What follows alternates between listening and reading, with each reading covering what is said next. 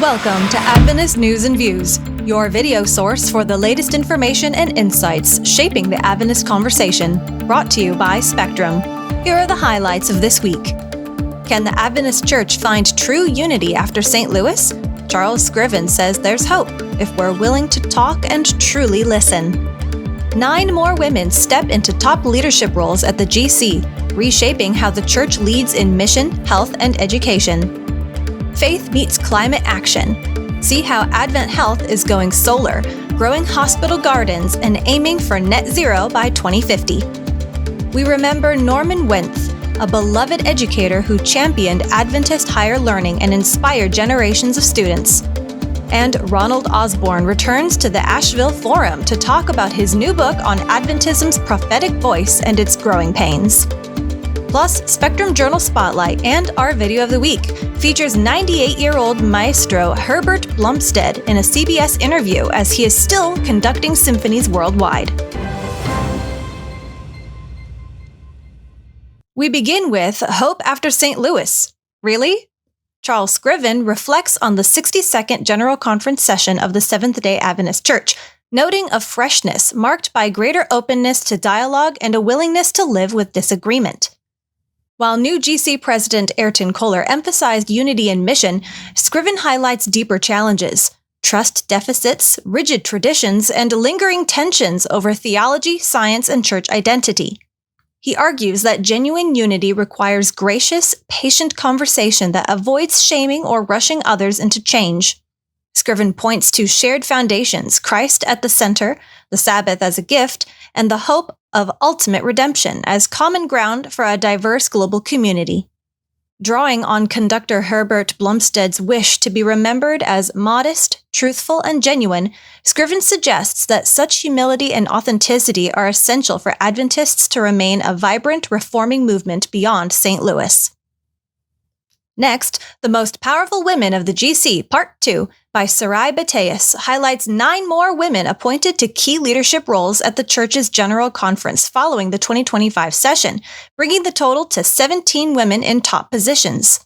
These leaders include finance expert Sabrina DeSouza, seasoned administrator Karen Porter, and ministry-focused leaders like Nilde Eaton, Elaine Oliver, Katia Reinhardt, and Omabonike Adeola Sesu.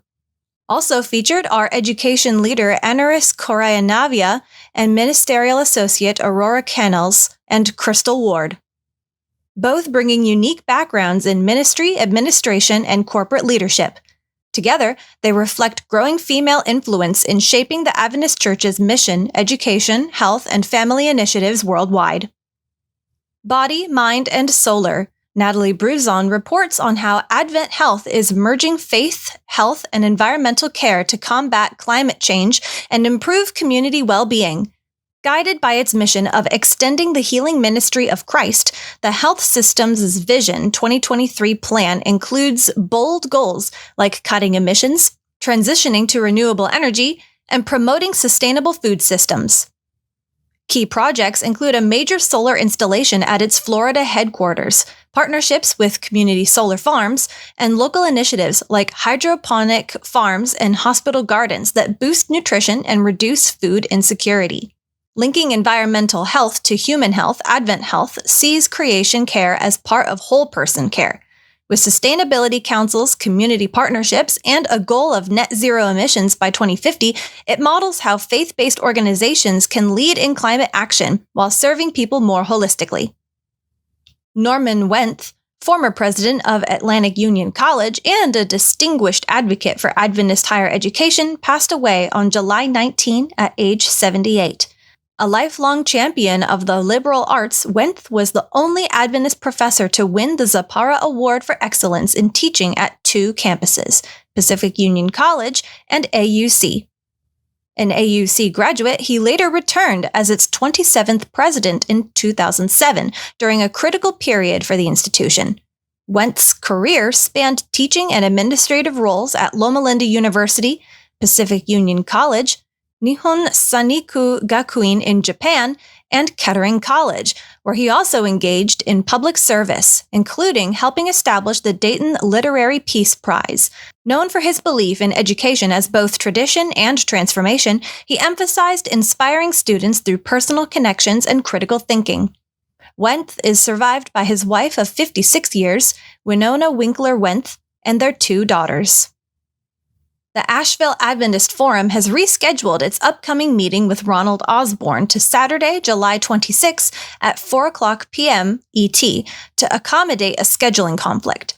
Osborn, a professor of ethics and philosophy at La Sierra University and executive director of the John Henry Widener Foundation, will discuss his forthcoming Erdman's Press book, American Remnant, Seventh-day Adventism and Its Discontents, which examines the church's prophetic role and institutional challenges. The event will be held via Zoom and is open to all. Osborn, who previously spoke on Adventist World War II hero John Widener, is a highly anticipated returning speaker. Be sure to check out these and other stories that are shaping the Adventist conversation on our website at spectrummagazine.org. Spectrum Journal Spotlight. Check out our latest journal pieces featuring in-depth analysis and thoughtful reflections on faith, theology, and contemporary issues. And finally, our video of the week features Herbert Blomstedt in a CBS News feature as he is still conducting major symphony orchestras around the world at the age of 98. What have you done in the last few years? Certainly there are evidences of age creeping into your daily life. What in the past few years have you had to do to accommodate your age? Well, I have 4 daughters, and they say, you must calm down, Father. 2 of them are doctors, and they think it's too risky to go on as you do. And I think very important is for that also to have good work, an interesting work that supports you and that fills your mind. And conducting is ideal for that because it's difficult, takes time, and it requires great concentration. So I think that's also a healthy thing. In terms of your work as a conductor, how important is it to you to keep working and keep working? Without work, I don't live. If I don't just sit down and twin my thumbs, that is not living. The work that interests me develops also my mind and helps me to use my brain. What scares you going forward in terms of continuing to live fully?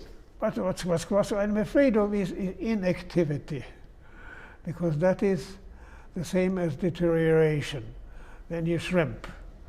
When you don't use your skills, you're smaller and smaller and smaller and smaller. So I try to keep active, and that's not difficult for me because my problem is more to shut off and to recuperate, because I always find some way of using my free time that is also interesting and developing. But when you have something like an ear infection, do you suddenly become terrified?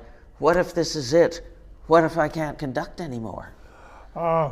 That's also an option, but we know that those options, that's nothing new. When that option, when it comes, I know that I have done with my time what I should. So I'm not afraid of that. Martha Teichner now, on a man who lives and lives for music.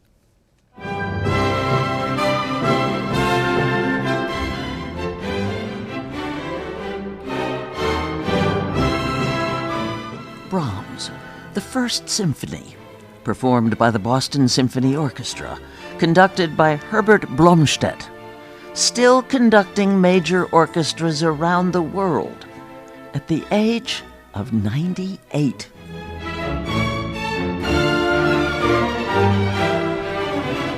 It fills me, to 100%. And ideally, it fills also the orchestra, each member.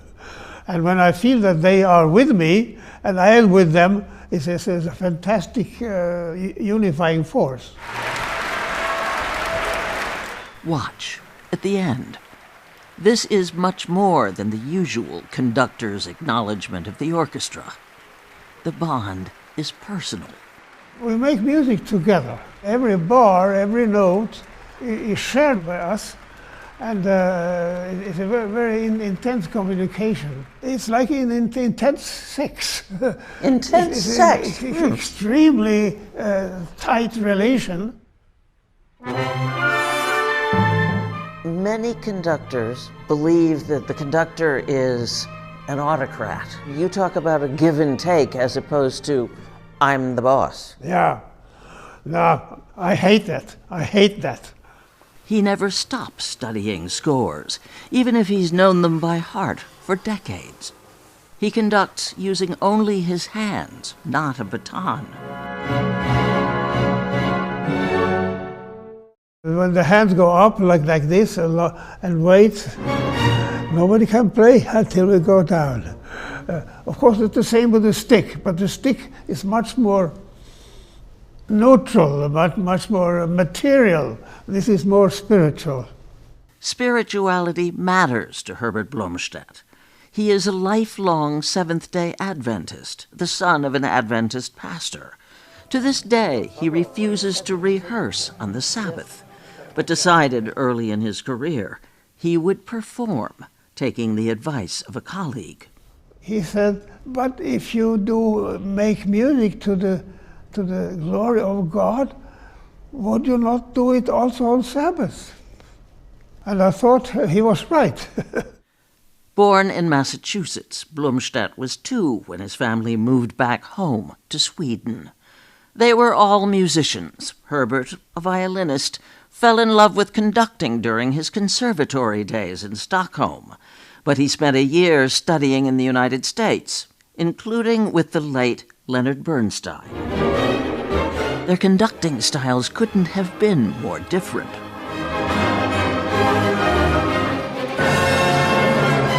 Bernstein was flamboyant, emotional. He was a showman.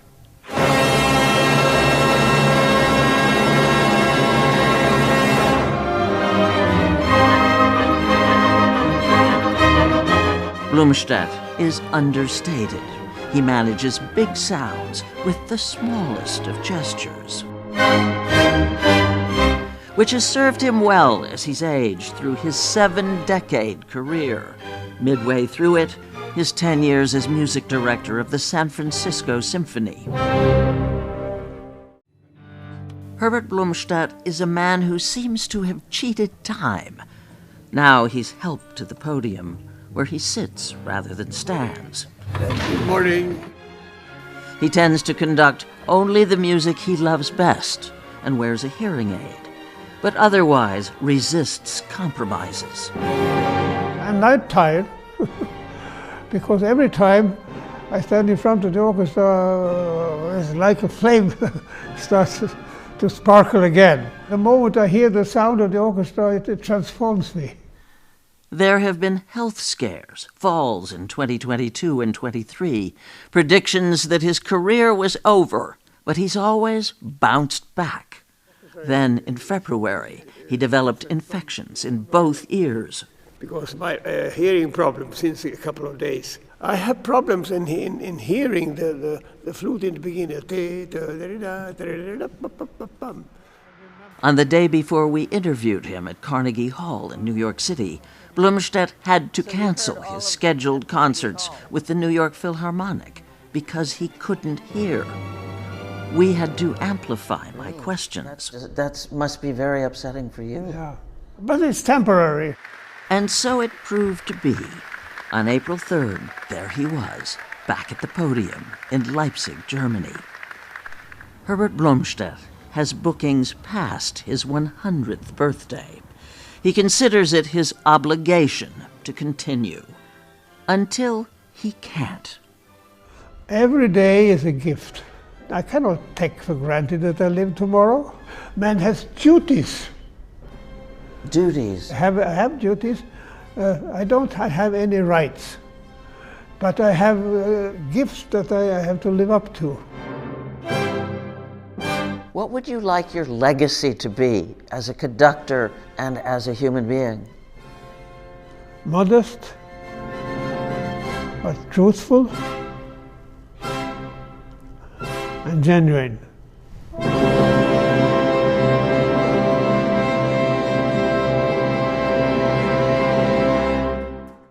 That's it for this week in Adventist News and Views. Subscribe for more stories that matter to the Adventist community, and let's keep the conversation going.